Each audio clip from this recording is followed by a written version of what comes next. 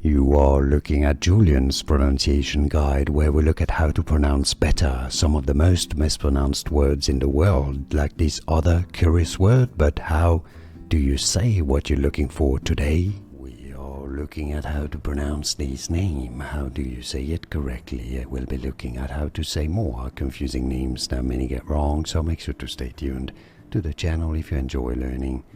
So this is a made-up name, made-up word made from two words from French: ventre, meaning belly in French, and canard, meaning duck. VentreCanard is how you'd say it in French. Now in English, VentreCanard.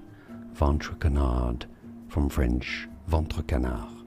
And now you know. Like and subscribe if you found this video useful. Like it at least, it helps me a lot. More videos for you here to learn more correct pronunciations. Thanks for your support and thanks for watching. Here are more videos on how to pronounce more confusing words and names too many mispronounced. Like this video if you found it useful. I appreciate your support. I'll see you soon and thanks for watching.